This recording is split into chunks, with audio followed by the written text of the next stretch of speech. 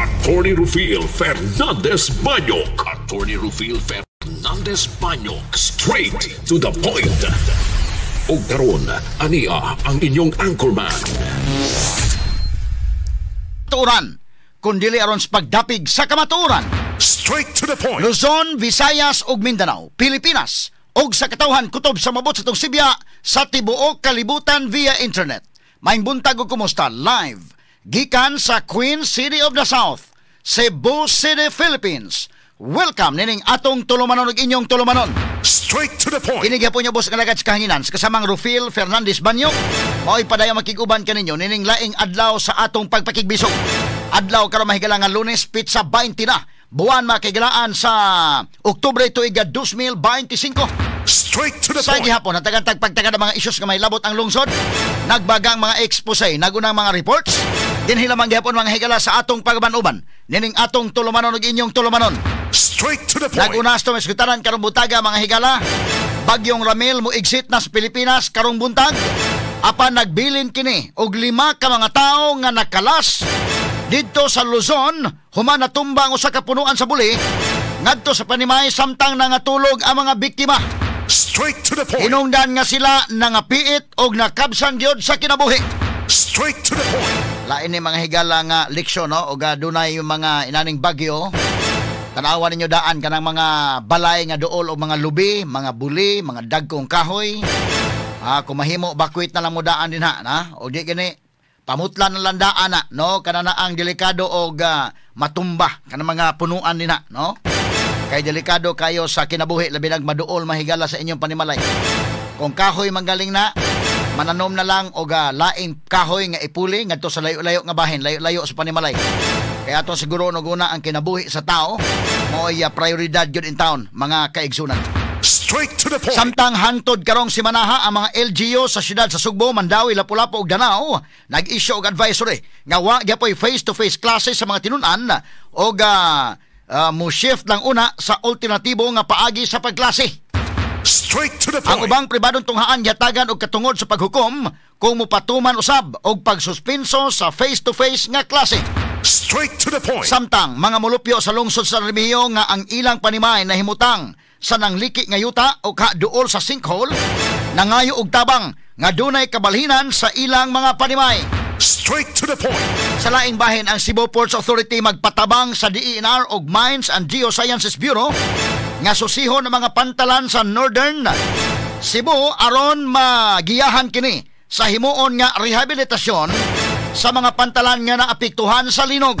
Straight to the point. Samtang atong pagpanghatag sa kagahapon mahigala sa ika-third wave na sa atong relief operation dito mahigala sa Northern Cebu, ang DYHP og IFM no nga nag-adto mga higala sa northern part of Cebu o gaingon man sa mga kagalaan na sa atong mga tabang nga gikan sa atong mga listeners. Ato sa ni-acknowledge unya mahigala ang atong mga volunteers nga nitabang sa nato mga sukitig paminaw aron atong mahatod ngadto gyud mga higala sa mga biktima o ang atong mga listeners nga ilang gipaabot nga tabang nga nakaabot gyud dito sa mga biktima in town sa linog dito sa Northern Cebu. Dito may kagahapon na abdan pa may mahigala sa tibok weekend. Nagsugod ta sa adlawng Biyernes. Niya nakauli ta kagahapon mga higala apan naabdan tag bagyo sa adlawng Sabado. Straight to the point. Atong bagyong Ramel, orbida kusog-kusog sa dito sa may norte nga bahin, mao mga higala nga di pud malalim no. O niya mo nang makatagamtam ta mga higala naka-experience gyud ta sa mga aktual nga mga panghitabo dito. Dunay aftershock, so dili ta matuog mga higala sa mga buildings o matuog tag tarong nga kwarto kay delikado sa aftershocks. Nagbutang may mahigalag tent o dito may mga tug. Ang problema sad mga higala kay ni bagyo-bagyo sad, so ang uwan sa laing problema. Straight to the point. Amo ni ang among na experience dito, kining maupo ni ang experience mga higala, patikim lang tong amo sa mga naka-experience in town dito mahigala sa mga nabiktima gyud in town sa linog. Straight to the Kaya mga point. tao dito di man ka mo prefer ka mahigalag matug sa gawas. Isag na pa kay bay magtent na ka sa gawas kay aron nga paglikay nga dili simbako lamang og mo aftershocks. Dili ka maapil in town mga kaigsunan. Straight to the point. Samtang sa pikas bahin, Governor Pam Bariccuatro personal nga nisusi sa Comfort Room Project dito sa lungsod sa Pinamungahan nga nagkantidad og 1.1 1 milyones pesos kapin. Straight to the point. Ato ning pagtagad mga higala ha. Kay mao ni mga higala ang giingon ni Gobernador Pam nga niapit sa dito kay murag dunang tay tawag sa lawas pero di pa man day magamit ang maong CR. Straight to the Di point. pa magamit ng 1.1 million nga CR kay sa atong pag-interview sa mayor nga si Glenn Barrecuatro matod pa wa pa man na mahuman. 25% na lang ang kuwang, 75% na siya nahuman. Napay 25% nga wa pa. Straight to the point. Atong pagtagad ni karong butaga sab sa atong pag-uban-uban mahigalan nining atong tulumanon ug inyong tulumanon. Straight to the point. Samtang sa kauluhan mga business groups niauhag ni Presidente Ferdinand Marcos Jr. ang business groups na niya nga gikan sa Makati Business Clubs ngadto na mahigala sa Philippine Chamber of Commerce and Industry Indekin ug uban pang business organizations nga niauhag ni Presidente BBM nga mohimo og decisive nga aksyon bahin sa lapad nga korupsyon sa nasod. Straight to the point. Grabe yung korupsyon, mahigala pagkagrabe na lang. Unya, kung imong tan-aon, sus, Ginoo ko. O mauhon nga pili-pili lang ang gukuron sa investigasyon kunuhay sa korupsyon, dili ni makapawa sa korupsyon, makapasamot pa hinuon eh. Kay tanawa lang gudaan, ang dako mga higala nga bulke, ang dakog membro mahigala nga grupo, ang sa grupo man sa administrasyon. So kung mingon ka nga ang gukuron ang oposisyon ra, maingon ang mga politicians nga pwede ratang mangawat basta maniguro lang kita nga adto ta sa admin. Straight to the point. Kay medyo lahi man ning pagkadagana ron mga higala. Ang pangunahon o ang panggukuron, kabantay mo sa pattern nun, ang gukuron kadto naman kontrapartido. Kanya ang pattern mga higala, unahon yun, no? Labi na to mga higala nga konektado ni kanhi Presidente Rodrigo Duterte. Ang katuyuan ini mga higala, 2028 na yun. So kining investigar medyo lahi ning dagana. Ang katuyuan dili mahigala pagsulbad sa korupsyon, kundi ang paningkamot nga magpabilin sa gahom. Straight to the point. Katong makigkontra sa administrasyon kinahanglan puuhon mo daan politically, para wa na gyud mga higalay makabangbang o wa na gyud makasukol nila. Straight to the point. So masulbad bang korupsyon ana? Dili, mas musamot pa mga suking tigpaminaw. Straight to the Muna point. itong panawagan kung mag-imbestigar, klaruhon pag-imbestigar, tanan. Bisag kinsay maligsan, ligsan. Dili kay ligsan mahigalang oposisyon, lugiton ang taga-oposisyon, bisan mahigalag, lugitonon kayong isyo, halama ugyod, di ay nagbuyang niya nga isyo, dili, basta kay kauban partido.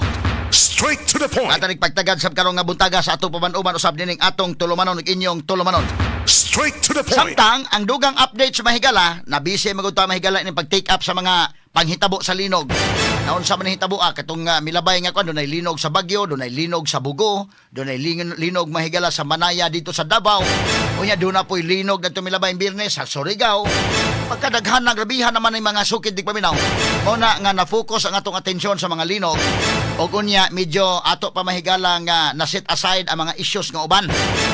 Atong kuhaan og dugang mga update sab ang mga panghitabo mahigalang Presidente Rodrigo Duterte. Labi na mga higala ang pag apilar karon sa depensa mga higala labot sa interim release ni Presidente Rodrigo Duterte didto mahigala sa International Criminal Court mga sukid tigpaminaw. Straight to the Ato point. sa ning tagaan og pagtagad mga kaigsunan sa atong paban-uban ning atong tulumanon ug inyong tulumanon. Straight to the Now point. sa pikas bahin na sa laing mga balita gawa sa nasod si Pope Leo XIV nideklarar og dugang 7 ka mga santos din usa ni ini kanhi satanic nga pari. Straight to the point. Yawa ining kalakihan dekin. Bisan pa man sa iyang kadautan pero dunay mga nakatrigger nga na balig yun mga higala kining mao nga pari. Mahinungdan nga ni sangput gyud nga gideklarar siya mahigala sa simbahan. Gikanonay siya mga sugid tigpaminaw isip usa ka santos. Straight to the point. With due respect sa uban nga mga tinuhan, lahi ni ang doktrina sab sa simbahan Katoliko o mga proseso na mamahimong santos ang usa ka tawo. Kini uban pang mga isgutanan nga mabati exclusive over DYHP RMN Cebu 612 sa dial sa inyong mga radyo ug sa 93.9 IFM. Serbisyo publiko gikan sa mong lughan. Sa kanunay DYHP #1. Kani ato o karon DYHP lang.